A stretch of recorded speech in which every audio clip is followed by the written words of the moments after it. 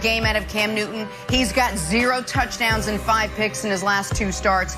And now he's going to be without Hall of Famer Julian Edelman, sidelined after having a knee procedure. So here's Cam Newton on what's on the line on Sunday. Losing is not acceptable in this locker room, in this county, in this state, in this area, in this region. So Cameron Newton, you need to pick your expletive up. That's what I've learned. All right, Brandon, I got to ask, is Cam Newton playing for his job on Sunday? Well, you heard him. Yes, absolutely, especially when you look at last week being benched. Now, the alternative is what? You know, it's not great.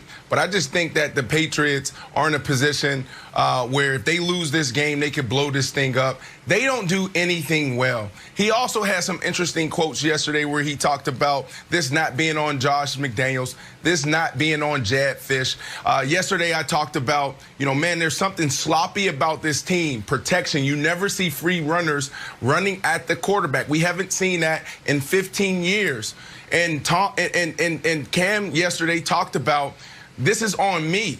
I got to start with first IDing who the mic is. You always see the quarterbacks, the Peyton Mannings, the Tom Brady's of the world, even Cam, before they even hike the ball. 55's the mic, 55's the mic. I don't know if he's doing that correctly right now, going off of what I'm seeing on film and also from his comments. You're seeing these free runners. You never see that. Before you can drop back and make a good throw and before we can even discuss the picks or touchdowns, we got to first make sure our guys are set first. Make sure he's +2. Make sure the motion is coming. Make sure the protection is set. And then you get into playing the game. But there's too much thinking going on. And this highlights, Nick, why, you know, guys like Tom Brady going to Tampa and doing what he's doing right now is so special, because that process takes a while. I talked to Mike Vick, and Vick said it takes a year before you can master an offense. So you're seeing Cam Newton being in his head. And before we can even discuss can he get back on track, he first has to get this offense down, Nick.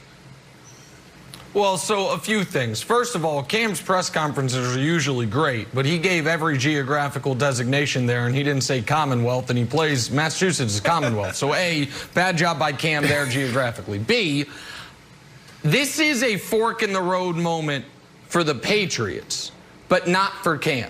Cam's going to be the starter next week against the Jets no matter what. You know why? Because what are the other options? There aren't any.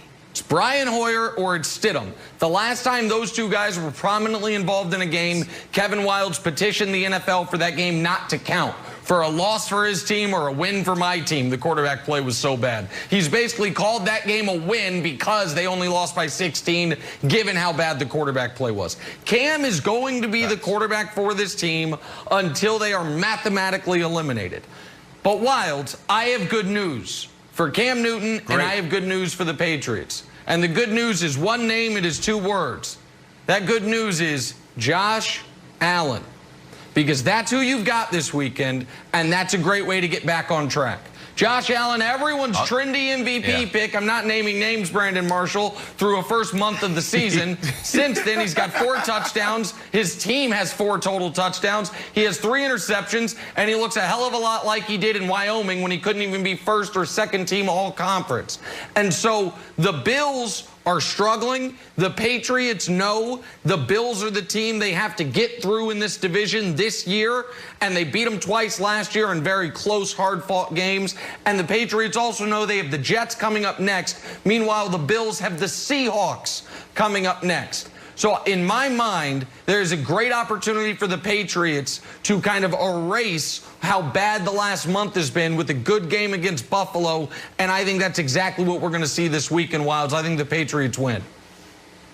Yeah, I'll give you one name, 2 words. Mother Nature is going to be a brutal day in Buffalo.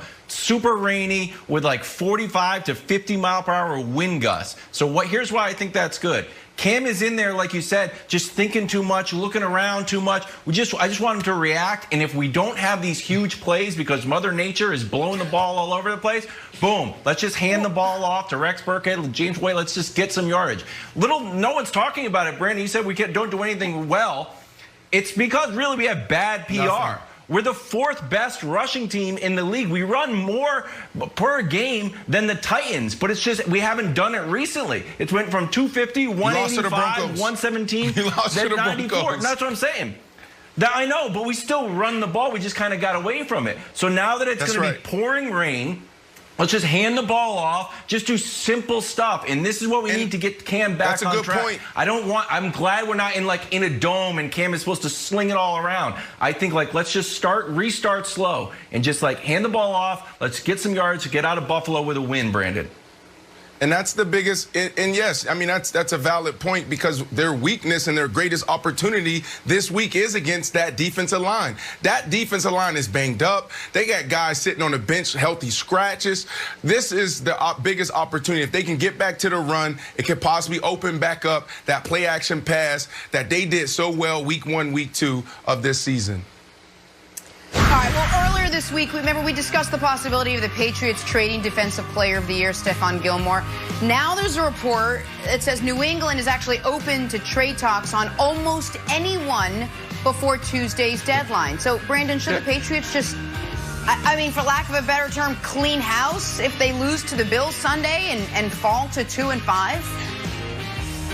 Yeah, absolutely. They don't do anything well. And the standard there in New England, you heard Cam talk about it, it's to win. And it's not just to win just regular season games. The standard is to win Super Bowls. You're not going to win a Super Bowl with this team. You have no chance. So the best thing that you can do right now is take advantage of this opportunity to rebuild. Go ahead, trade everybody, trade the house, even Hall of Famer Julian Edelman, so you can come back next year and have a better shot at it. And build around Cam? I don't know if Edelman right now would even fetch a conditional 7th rounder. So I don't know how much that helps you rebuild the house. But listen. Okay. The Patriots are going to win Sunday. They're going to be a game and a half out of first. And so they're not going to trade anybody. If I'm wrong and they lose, then I do think Stephon Gilmore is a guy you would shop. But Jenna, I don't, this report rings a little hollow to me because I think the Patriots are always listening to any offer because Belichick is very good about value and good about saying, if you want to overpay for something I have, I'll let you do it. So I think that you could have run this report at any trade deadline the last 20 years. He's always listening. Doesn't mean he's acting. All right, let's take a turn. Talk some Cleveland Browns now. Can Baker Mayfield get Cleveland a win without Odell? We'll break it down next. First things first, I know the answer, but you'll know it soon.